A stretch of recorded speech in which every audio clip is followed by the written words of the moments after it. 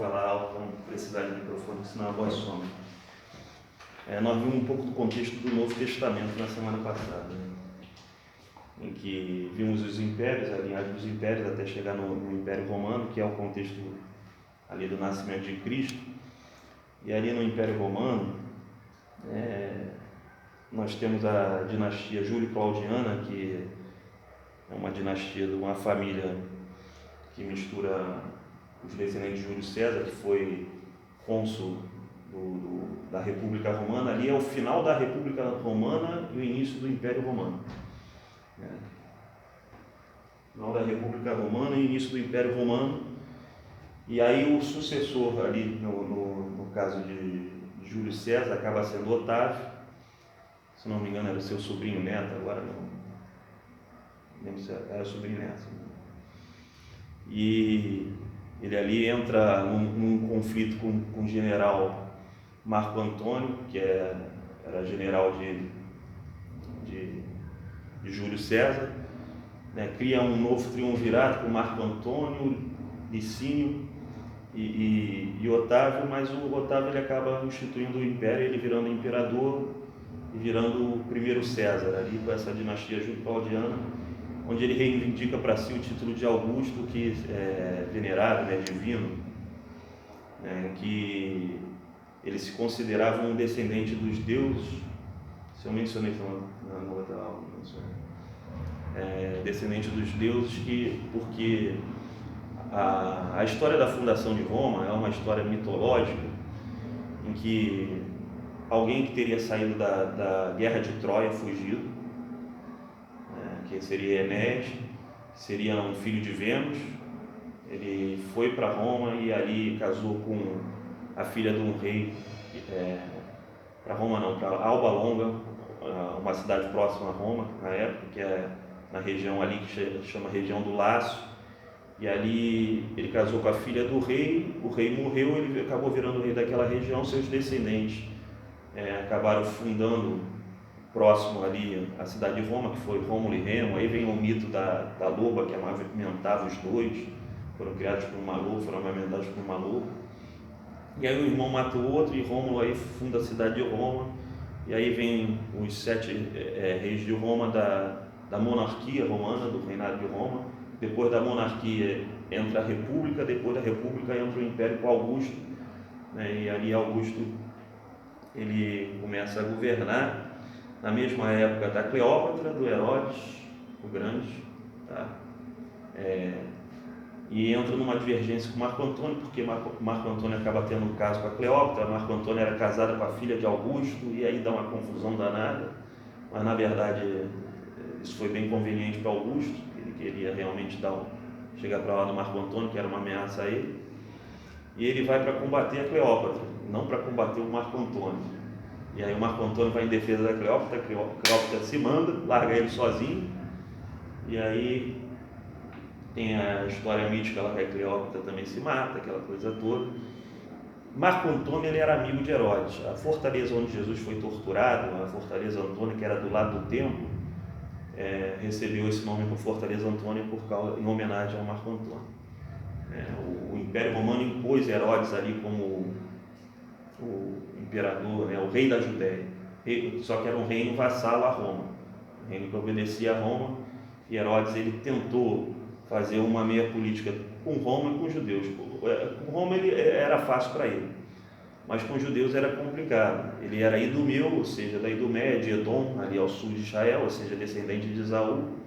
E teve um problema que o pessoal de Edom, os idumeus, eles não viviam um conflito com um judeu, assim como os samaritanos. Nós vemos na Bíblia a questão dos samaritanos, o judeu não fala com o samaritano, mas aquilo tinha sido, o episódio grave tinha sido recente, que não está na Bíblia. Um episódio dentro da história de Israel, dentro daquele período intertestamentário, em que um rei da Judéia, João Hircano, ele toma a Idumeia, toma Samaria, que já não era mais dos judeus, e impõe ali o judaísmo. Eu não sei se os irmãos lembram que quando os reinos do norte são destruídos, os povos do norte são retirados grande parte, e são enviadas outras pessoas de outros povos ali, os assírios colocam ali para que haja uma mistura, e aí as 10 tribos do norte nunca mais voltam a ser reino, só fica a Judá e Benjamim ao sul, né? Quando Neemias e Esdras voltam do cativeiro babilônico, eles reconstroem os muros, o templo. Esse período até a vinda de Jesus, ela é caracterizado pelo surgimento de Alexandre o Grande. De Alexandre o Grande morre, seus 4 generais tomam ali o controle da situação e, na verdade, brigam entre si por causa dos reinos. Os 2 principais seriam Ptolomeu no Egito e Seleuco nessa região da Síria Palestina, onde está Israel. Um descendente de Seleuco, Antíoco Epifânio IV, foi até uma lição de escola bíblica dominical, na época que estudou o livro de Daniel, e era o tipo do anticristo, da lição.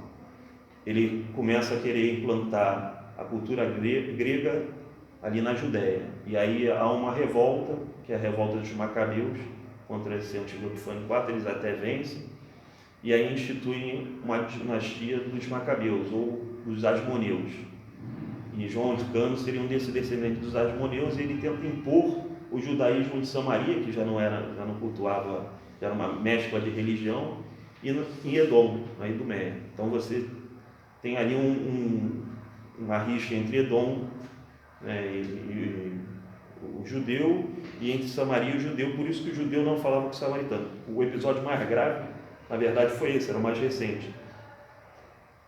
Por isso que a mulher samaritana falava: "Você, como sendo do judeu, não fala comigo, sou um samaritano", né? Por causa dessa rixa aí. O João Hircano chegou a destruir um templo em Samaria, né? Porque era um templo construído sob uma heresia, mandou destruir. Que cultuar a Deus é em Jerusalém, não tem nada disso, mandou destruir. Tanto que há aquela discussão de Jesus com a mulher: os nossos pais dizem que adoram aqui, vocês dizem que adoram em Jerusalém, porque ocorreu esse episódio. Quando chega a família dos Asmoneus, dos Macabeus, vão tendo ali a sua descendência, só que da briga interna, os saduceus ficam do lado de um, os fariseus ficam do lado de outro.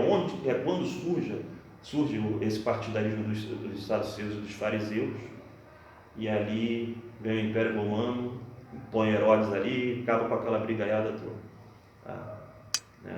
Então essa questão do rei dos judeus, que até está na placa lá quando Jesus morre, era por causa dessa questão anterior da época dos Macabeus, porque desde lá vinham um brigando com o outro para ser rei dos judeus.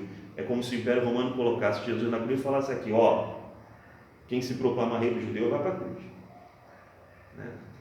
Era como se fosse um pecado de Roma. E aí entrou dentro do período do Novo Testamento, e Herodes ali reinando. Herodes era alguém louco, mas louco assim ao extremo. Ele mandou matar, ele casou com uma mulher da descendência dos Macabeus, Asmoneia, que era Mariane, para poder fazer política com o povo. Mandou reformar o templo de Jerusalém, e aí mas nada disso adiantou. Os judeus, eles não convenceu alguns, outros não. Mas vamos ver que nós temos dentro desses partidos políticos religiosos, tem os saduceus, tem os fariseus, tem os zelotes, tem os essênios, mas também tem os herodianos, que eram saduceus que na verdade viam na família de Herodes solução para tudo. Você tem os saduqueus, que eram saduceus, que na verdade queriam se separar dessa parte política e buscar santificação, tá? Isso está aí até nas páginas aí do resumo aí. Está na página 4. Os herodianos, saduceus de extrema esquerda, vinham na família de Herodes solução para tudo. Então, os saduqueus, que eles surgem, na verdade, desde antes desse período aí. Eles, na verdade, eles querem uma santificação. Eles eram descendentes de um sacerdote, e eles querem, na verdade, um afastamento, um ascetismo, o que a gente hoje chama de santificação, mas isso não é bem visto, acaba sendo uma minoria.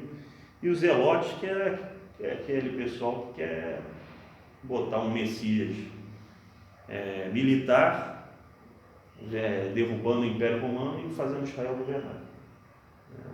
Jesus ele teve um discípulo que era zelote. Mas esse é o quadro do Novo Testamento. Se nós formos ler fariseus, que significa separado e separatista, que é o maior grupo político-religioso do Novo Testamento. O que acontece? Os fariseus, por que essa diferença dos fariseus entre os fariseus e os saduceus, acerca de um crê em anjo, o outro não, um crê em ressurreição, o outro não?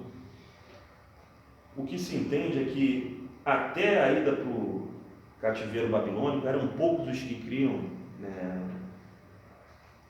em anjo, em ressurreição. É como no Novo Testamento nós vemos uma grande parcela dos fariseus aparecendo o tempo todo nos textos, saduceu uma vez ou outra. Se entende que isso antes do cativeiro poderia ser inverso ou até igual proporção, em que nós vemos ali até no registro do livro de Eclesiastes, o sujeito vai para a sepultura, não pode fazer mais nada, então faça enquanto está em vida. Você vê algumas passagens do Salmo também falando isso. Esses textos refletem um entendimento diferente do entendimento já do Novo Testamento. Um entendimento em que o Deus ele tem um relacionamento com Israel nação, Israel nacional, sem reino do céu, sem aquilo. O entendimento de Israel era o quê? Aqui na terra é agora, na terra que Deus deu aos nossos pais, Deus vai nos conduzir aqui. Morreu, que Eclesiastes diz que o corpo volta ao pó, o espírito volta a Deus. Não fala de alma. Esse discurso da alma, ele vem já no Novo Testamento, ele aparece assim. Ele aparece. Não que ele não existisse no Antigo Testamento, mas era em menor proporção. Como é que os teólogos justificam isso? Que na ida do cativeiro babilônico, e no retorno, e na helenização, que é a expansão da cultura grega, por causa do reinado de Alexandre, esse entendimento acerca da existência da alma foi proliferado e adentrou dentro do judaísmo, onde fortaleceu esse segmento dos fariseus. Você vê Paulo falando que era fariseu, existe espírito, alma e corpo. É o que se chama de tricotomista, a tricotomia na teologia. Aí você tem outra corrente teológica que fala da dicotomia, que só existe que alma e espírito é a mesma coisa e corpo. Nisso, na teologia, essas questões vão surgir sempre, tá? Mas isso se explica teologicamente pela influência das outras culturas no judaísmo, tá? Sem considerar a palavra de Deus, sem considerar as coisas sobrenaturais, sem considerar a fé, uma leitura simplesmente natural. Qual é a leitura natural das coisas? Foi influenciado pelo cativeiro babilônico, foi influenciado pela cultura helenística. Daí veio o conceito de alma, porque antes alma e espírito era tudo a mesma coisa. Você não vê quando Deus forma o homem ter essa divisão, vamos colocar ali, espírito, alma e corpo. Esse conceito só vem no Novo Testamento. E aí os teólogos dizem que é por causa da influência do cativeiro babilônico e do helenismo. Pode ser um absurdo que está ouvindo, não é? A prova vem do instituto, eu tenho que falar tudo aqui, de repente isso está na prova ou não está. Então isso tem que ser visto, até porque você vai ver com outra pessoa e outra pessoa vai abordar com você e vai cair nessa situação. Então, no contexto do Novo Testamento, alguns afirmam que as escrituras hebraicas, a Bíblia hebraica, o Antigo Testamento, que é semelhante à nossa Bíblia, só que em ordem diferente de livros. O pastor Moisés tem uma lá, pega lá quando for lá, tem uma lá, a Bíblia judaica, ali está na ordem do judaísmo. Né? Alguns consideram que não era essa a Bíblia que era usada pelos judeus na época, que era a Septuaginta, a tradução dos 70 das escrituras hebraicas para o grego. E dentro dessas escrituras estavam os livros chamados deuterocanônicos, que são os livros que tem no Antigo Testamento da Bíblia Católica, tá? Que não tem na nossa, mas tem da Bíblia Católica, que não tem da hebraica também. Tá? Alguns afirmam isso até em função de terem alguns textos apócrifos, trechos de textos apócrifos dentro do Novo Testamento. Nós temos que passar de 2 Pedro. Isso vai explicar depois a formação do cânon, porque alguns livros entraram depois e outros não, porque uns demoraram a entrar, porque uns eram aceitos. A maior parte dos livros era aceito dentro da comunidade cristã, mas tinha uma meia dúzia que era aceita em algumas igrejas e outras não. Por que disso? Aí começa o relacionamento com esses livros deuterocanônicos, apócrifos e uma série de coisas. A Assunção de Moisés, que fala da ressurreição de Moisés, é um livro apócrifo. Já viu? Já ouviu falar? Já? Não. Que fala que é justamente de onde Judas tira aquele trecho que o diabo lutou o arcanjo Miguel lutou contra o diabo pelo corpo de Moisés. É desse livro que ele tira essa informação. É um trecho apócrifo. Então Judas demorou a entrar de aceitação aí. Esses textos mais controversos, né? Anjos guardados em cadeia, tem 2 Pedro, tem Judas, livro de Enoque. Então são livros apócrifos que trechos, tem outro trecho no livro de Judas que fala do livro de Enoque. É bem que profetizou Enoque, essa passagem vem do livro de Enoque, tá? que vem depois dele, da fala. Então, alguns teólogos afirmam que a base das escrituras do povo do Novo Testamento era a Septuaginta e não as escrituras em hebraico. Tá? As escrituras em hebraico. Nós temos na época de Jesus, nós temos ali 4 línguas, né, de convívio. O aramaico, que era a língua falada entre o povo. O povo passou muito tempo na Babilônia. A Babilônia governou uma parte do mundo. O Império Medo-Persa, o aramaico se espalhou. Depois vieram os gregos. Aí a língua grega tomou conta. E eles preservando o hebraico dentro das sinagogas. Preservando o hebraico dentro das sinagogas. O texto da Torá era lido em hebraico, mas não era um texto que circulava no meio do povo. E chega o Império Romano com mais uma língua que é o latim. Então você ali tem 4 línguas. Uma língua do Império, que é o latim. A língua que era usada na época na qual foi escrito o Novo Testamento, que era o grego koiné, que era o grego comum, que não era o grego erudito, que era como o inglês é hoje. Você vai no Japão, não fala japonês, o japonês não fala português, você fala inglês com ele tranquilamente. Ou seja, era o grego na época de Jesus. Você usava o grego para se relacionar com outras culturas. Você tinha o hebraico, que era a língua preservada pelos rabinos, né, dentro da sinagoga. O aramaico, que já vem das outras culturas próximas e que Israel também sofreu grande influência, até por causa do cativeiro babilônico. Nós temos ali uma missão, 4 línguas ali no meio do povo. A sinagoga surgiu justamente nessa questão do cativeiro babilônico. Não tinha o templo. Não tinha o templo. O que aconteceu? Sinagoga, igual a igreja reunia nas casas, o judeu reunia nas casas das pessoas para ler a Torá, né, e fazer oração. Quando for ver livro poético, nós vamos ver que nunca teve dança dentro da casa de Deus. Essa é outra história. Então nunca teve dança, né? O que estava aí que eu perguntei, eu gosto, mas nunca teve. Vai ficar na vontade. Dança fazia parte da cultura de Israel? Fazia parte da cultura de Israel. E aqui o Novo Testamento é a sociedade. Fazia parte da cultura? Fazia, mas nunca dentro do templo. E nunca dentro de uma sinagoga. Tá? até porque o relacionamento de Deus com Israel não era exatamente o de Deus com a igreja, muito espiritual, era nação. Ou seja, nação é cheia de outras coisas que a igreja não tem, como cultura.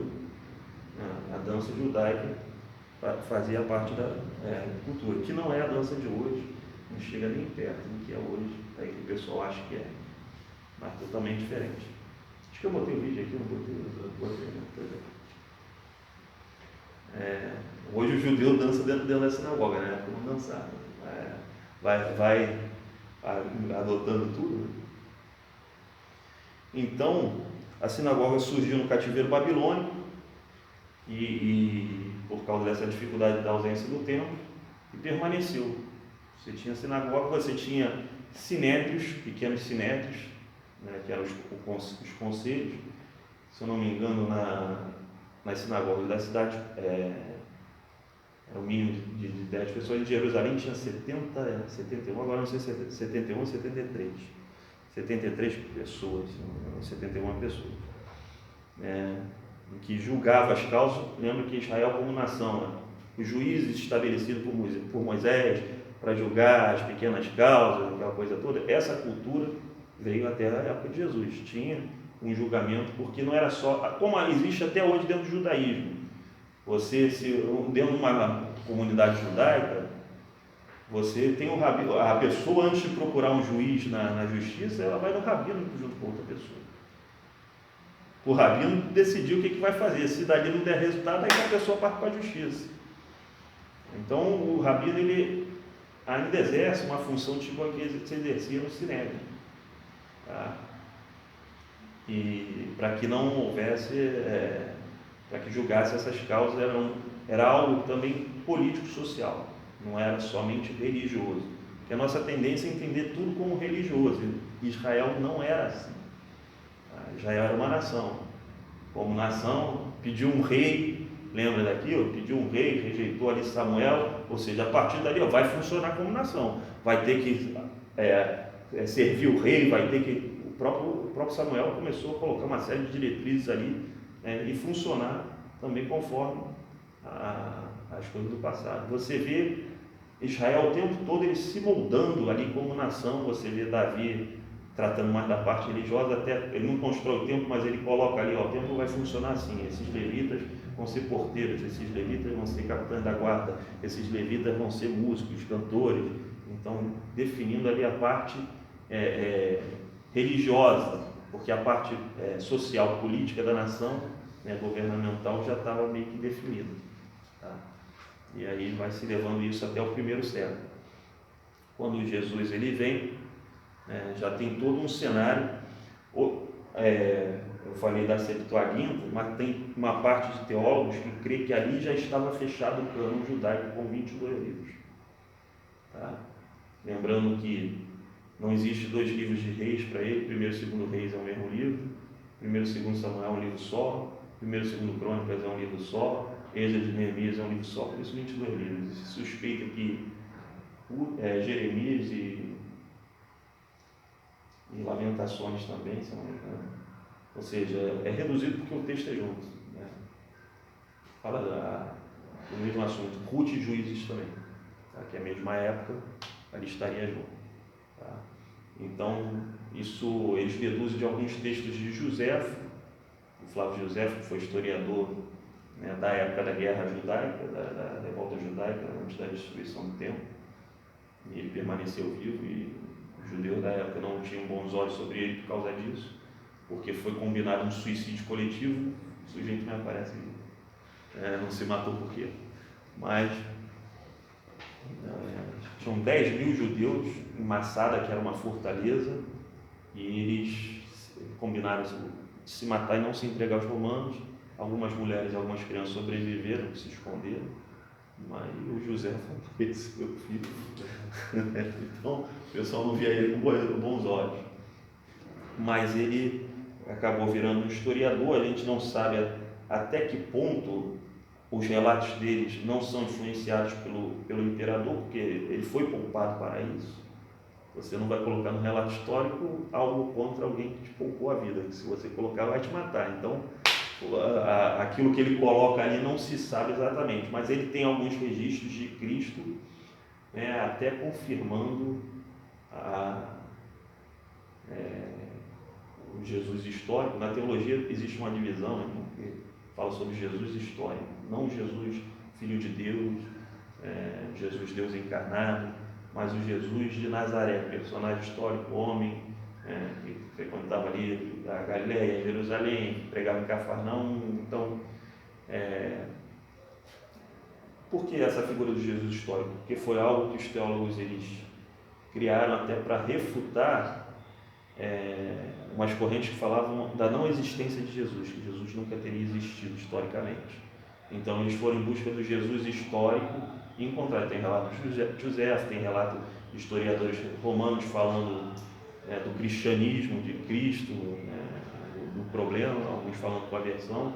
E José ele chega a mencionar de uma forma como se fosse alguém que cresce até que ele seria o Cristo, o Messias do judeu, mas não 100%, mas é um relato histórico, não é bíblico. O José ele relata a maior parte dos informes extra-bíblicos que nós temos no primeiro século. No seu livro História dos Hebreus, Antiguidade Judaica, se puder comprar, compre e ler. Isso daí é um acréscimo grande. E evita a gente de falar alguma besteira. Às vezes a gente fala besteira quando não sabe. Às vezes fala muito. É igual um exemplo bem semelhante, é só um exemplo. Aquela passagem que Jacó ele foge da casa de Labão e a Raquel rouba os ídolos. Rouba os ídolos. Aí o pregador vai lá, roubou o ídolo porque era idólatra. Só que aí você vai estudar o contexto da história. Quando você comprava uma propriedade de terra, não tinha escritura. O que era escritura? Um ídolo. Então ela não estava roubando o ídolo porque era idólatra. E você lê no texto assim, nosso pai já tomou tudo que era nosso, uma falando com a outra. Elas estavam roubando as propriedades do pai.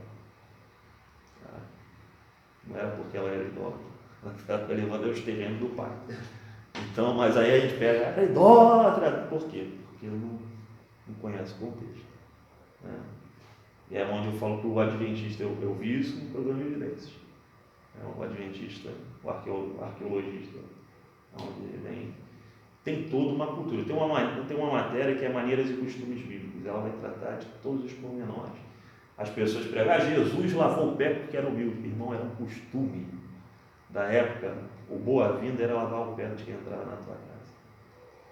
Então não estava fazendo nada demais aí. Como se fosse ele. Estava costume de boas-vindas. Aí Pedro se recusa. Aí Jesus fala, se você não lavar, não tem parte comigo. Na minha casa tu não entra. Entendendo? Então tem todo um contexto acerca disso. Não era questão de humildade, era uma questão de boas-vindas. Aí Jesus lava o pé, aí Pedro fala, lava o pé, lava tudo, lava tudo. Jesus estava dando boas-vindas e Pedro estava recusando. Então tem todo um contexto e um costume da época, para que a gente observe e não venha cair numa interpretação errada. Mas agora nós vamos para a parte da sono. Essa da sono. Da sociedade romana. Início do cristianismo está 4 a.C., porque seria uma provável data ali do nascimento de Jesus, de 6 a 4 a.C. Está dado errado ali, conflito dentro do Império Romano, a decidir com os patrícios. Patrícios eram os descendentes do Senado, as famílias nobres. Campanha militar uma atrás da outra, e aí Augusto virou imperador de Roma quando Jesus nasceu, que era Otávio, aí virou César Augusto. O César é porque vem de Júlio César. Influência da filosofia grega é enorme, você vê os deuses gregos sendo repetidos nos deuses romanos, onde Zeus do grego é Júpiter dos romanos, onde Atena dos gregos é Minerva dos romanos, onde Baco dos gregos Dionísio dos gregos é Baco dos romanos. Então você tem um sincretismo religioso, uma influência enorme. Zeus, Atena, Dioniso. Você tem outros também. A adoração a Cibele, fora esses deuses do helenismo, dos gregos, entender que grego significa estrangeiro, ou um estrangeiro meio bárbaro. E não é um nome que os gregos davam a si mesmos e ainda não dá.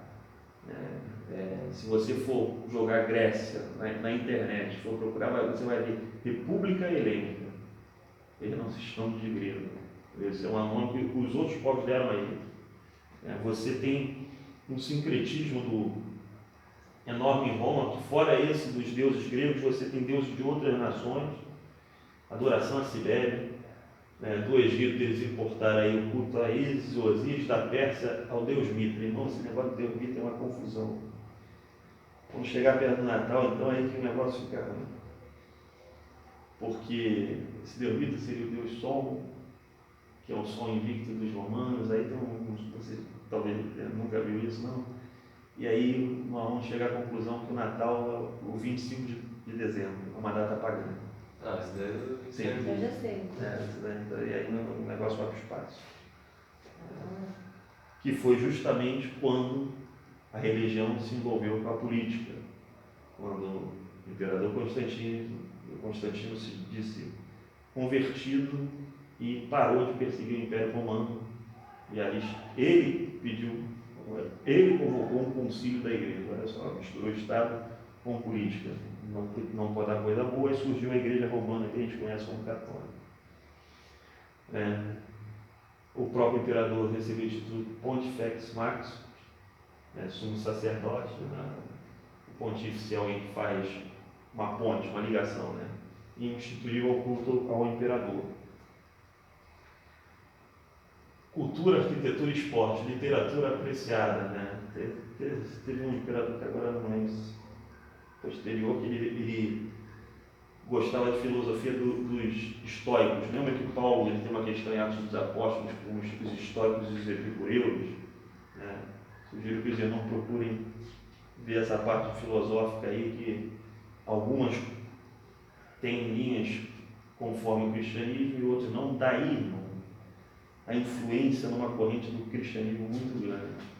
O cristianismo, depois dessa época dos apóstolos, ele acaba se dividindo num cristianismo oriental e num cristianismo ocidental. Ocidental com força em Alexandria, que tinha uma biblioteca, em que a filosofia grega prevaleceu muito, em Roma também, e uma oriental que era mais presa ao judaísmo.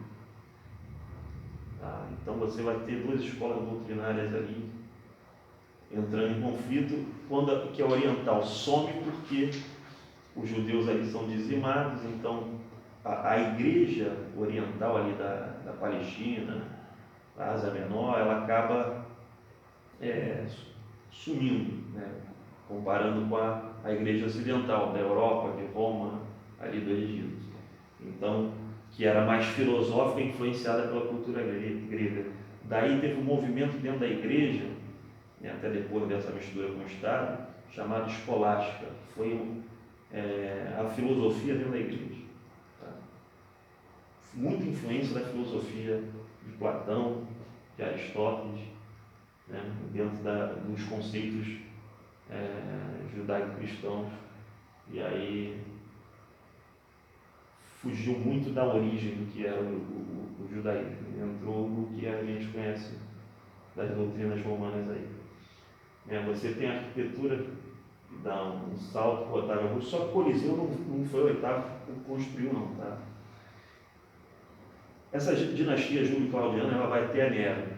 Quando Nero morre, quatro generais são declarados por suas tropas imperadores. Um era Vespasiano, que estava indo para a Judéia para abafar a revolta judaica.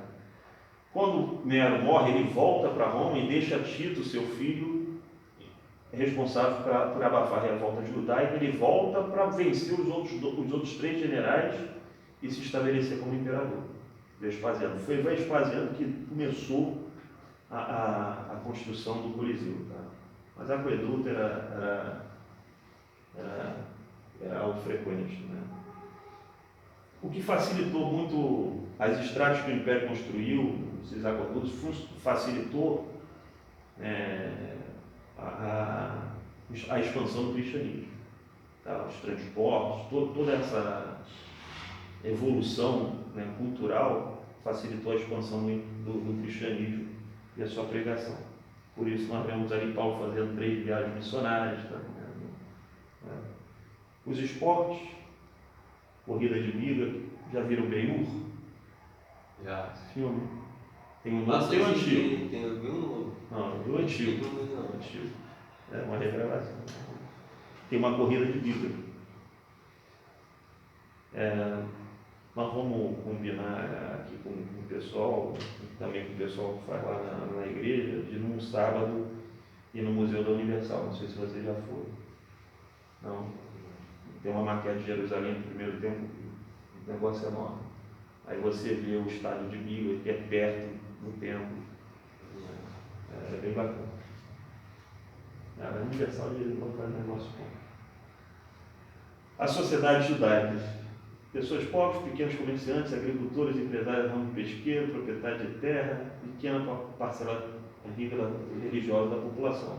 Era justamente o pessoal, os escribas, os fariseus, os saduceus, né, envolvidos na política que tinham posses. E no filme, o Ben-Hur, ele tinha posse, né, e acontece aquele negócio todo. Aqui já está falando de habitação do Antigo Testamento, tenda. Né? No Novo Testamento você já tinha uma casa, que na verdade alguns entendem que era um cômodo só. Quando no Antigo Testamento fala que se você pegar a capa com a pessoa, você tem que devolver até o final do dia, é porque a capa servia tipo de colchão, tá? A pessoa se envolvia na capa, onde ela parava, ela dormia. Lembra que Jesus manda de 2 em 2, não leva nada. Ele fala que a pessoa dormia na própria capa. Tá? Aí ele ainda fala, se pedir a capa da túnica, né? Aquela questão. Então as pessoas dormiam dentro de casa, talvez ou num estrado ou em cima ou dentro da própria capa. E não tinha como. Tá? E tinha um sobrado, era um terraço, era o que tinha na maior parte das casas, tá? Em Jerusalém. Tinham batido forrado de palha de junco, né? Embaixo. Sem janela na maior parte delas. Grande parte delas, tipo isso aí. Tá? Aí vem aquela questão, não sei se os irmãos já leram, eu não lembro em qual passagem está, mas no Antigo Testamento que Moisés manda fazer um parapeito para não cair lá de cima. Tá? Aí vem falando de mobília, a questão da refeição. A refeição é bom.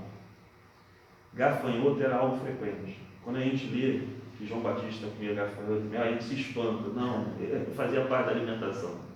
Tá? E ainda come hoje, parece que eles comem só o tórax do gafanhoto. Tira tudo, como a gente faz com camarão. Tira tudo e come o gafanhoto. E tem uma nutricionista da Metodista que faz curso lá na igreja, que ela pegou e falou, que é altamente nutritivo. Eu falei, come você. Mas, essas coisas. Então, a gente se espanta, como se só o João Batista fizesse isso. Não. Aquela era a alimentação dele. O resto comia constante. Ele era gafanhoto e mel, que era no deserto. Era o que ele tinha. Não tinha pão, não tinha queijo, não tinha nada no deserto. As vestes, esse negócio das vestes é bom, mas é bom pegar a igreja para dar um estudo negócio das vestes. Porque bermuda era roupa de baixo. E o pessoal quer usar bermuda hoje. Se fosse naquela época, ia tomar pedrada. A verdade é essa, ia tomar pedrada. Porque era uma roupa de baixo, tinha um calção por baixo. Aliás, o judeu vivia com 3, 4 pedaços de pano em cima. Tá? Mais ou menos como está. Se nós quiséssemos viver naquela época, a gente ia ser meio que rechaçado. Está nu. Várias passagens do Novo Testamento que a gente vê, está nu, Não está nu igual a gente pensa que está nu hoje não, ele estava com calção. Só tem uma que fala que estava nu, que estava as nádegas aparecendo, que é Isaías. O restante, Pedro estava nu no barco e mergulhou, João 21, se eu não me engano. Que ele viu Jesus na praia, é o Senhor, ele botou a roupa e mergulhou. Que ele estava nu, fala que ele estava nu. Na verdade, ele estava nu com calção, que já era considerado nudez. Então ia apertar para a gente hoje. Você vê, o negócio é apertar tanto. Hoje eu compro o bonequinho do Thor para o meu filho e põe em casa, né? Aí vem um texto de Deuteronômio e fala: não botará coisa amaldiçoada dentro da tua casa. E o Thor é um deus nórdico. Se chegasse na minha casa e visse o bonequinho do Thor, morria minha família toda. É que a gente não para pensar nessas coisas, né? Mas o estabelecido para o povo de Israel foi isso. Não é estabelecido para a gente? Aí é outra história. A gente pergunta ao Espírito Santo de Deus e ele vê o que vem. Mas abre o ouvido para ouvir, né? Já fala, mas é para o judeu, né? É nosso objetivo. Pois é. Naquela época não. Então isso é uma questão muito complicada. Os ornamentos, o povo judeu usava isso tudo. O assembleano não usa, então eu posso usar, a sua assembleia está errada. Tem coisa que nós vemos na Bíblia, tanto pessoas que usavam como pessoas que deixaram de usar. Nós vemos um episódio que Jacó luta ali com o anjo, e ele, em determinado momento, ele fala para suas mulheres: tira tudo, pendente, tira tudo. E aí, por quê? A Bíblia não diz. Mas aquilo tem um motivo, e aí a gente pode subentender por causa das passagens anteriores, que ele teve uma experiência com Deus de intimidade maior que a dos outros. E ali ele se sentiu impedido a tirar. Quem se aproxima mais de Deus tem que abandonar as coisas, não é? A verdade é essa. Você vê Sansão Nazireu, não passa nem navalha no cabelo. Não passa nem navalha. Então, é outra situação. Aí hoje, se fosse assembleando, está o sujeito lá, não precisa disso não, rapaz. Isso é exagero. Na minha igreja, não precisa disso. E Deus chamou Sansão daquela maneira, e a pessoa tem um chamado, e está o outro falando lá dele assim: não precisa disso, não precisa disso. Cada um tem um chamado específico. Se o assembleano acha que, hoje ele acha que não tem mais um chamado, volta para a Batista, porque foi de lá que ele saiu. E ele está em rebeldia a Batista porque saiu de lá. Então volta para lá. Se ele acha que está errado hoje, que ele pode adotar isso tudo, volte para a Batista. A questão é que a pessoa não entende que ele teve um chamado. A Assembleia de Deus, ele tem um chamado diferente e está abandonando o chamado, assim como Sansão abandonou. Aí a gente entende porque a intimidade do passado que promovia o sobrenatural de Deus não existe mais. Porque está cedendo o chamado. É pecado exagerar? Não, mas se você tem um chamado diferente e usa, você está pecando. Sansão não podia chegar perto de morro, Sansão não podia beber vinho, Sansão não podia fazer nada. Aí vem o sujeito: não, você pode, me ajuda aqui a carregar o caixão. Não posso. Aí fala que é exagero. Quem não tem o chamado não entende quem tem. Esse é que é o problema. Mas a cultura judaica usava essa coisa toda. Isso aí teve alguma influência de alguma outra cultura para eles adotarem isso, ou foi uma coisa natural? Não, desde aí você tem que ver os tempos bíblicos. Era uma cultura, dentro da cultura de Abraão era comum, tá? Os patriarcas. Ficaram ali no Egito, algo relativamente comum. Ficaram escravos, saíram, usavam pendentes. Os tiros pendentes ali para fazer um bezerro, tanto usavam os tiros para fazer um bezerro todo. Muita coisa existia. A partir daí você vê o povo de Israel conhecendo Deus. O povo morreu no deserto, veio uma geração nova, não conhecia. Deus permitiu as guerras para que aquele povo conhecesse. Quando você vai conhecendo Deus, é igual um novo convertido. Ele não sabe tudo. Eu não posso achar que ele vai saber tudo, que ele vai entrar tudo dentro da cabeça dele da noite para o dia. Uma vez, quando eu era recente no Evangelho, eu não aceitava que algumas pessoas fizessem outras coisas. Aí o irmão falou para mim: você quer botar o remédio todo dentro da boca da pessoa de uma vez só. Tu vai matar a pessoa, tem que ser dosado. Eu não entendia isso. Assim foi Deus com o povo de Israel. Ele foi dosando,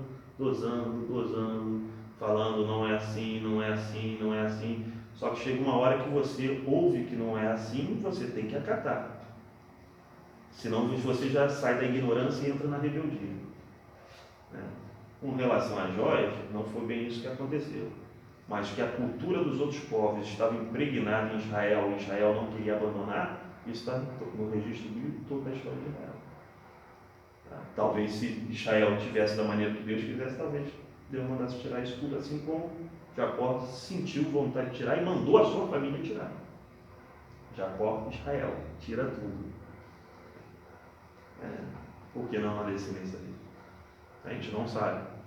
Mas a gente sabe que de um momento saiu da ignorância para a rebeldia. E quando entrou na rebeldia, Deus deixou Nabucodonosor vir. A Síria vive sobre o reino do norte e Nabucodonosor vive sobre o reino do sul. A Babilônia vive. Então, acabou tudo. Agora, qual é o limite ali entre ignorância, falta de conhecimento e rebeldia? Só Deus sabe, né? Então, pode ser que Deus mandasse tirar isso tudo, a gente não sabe.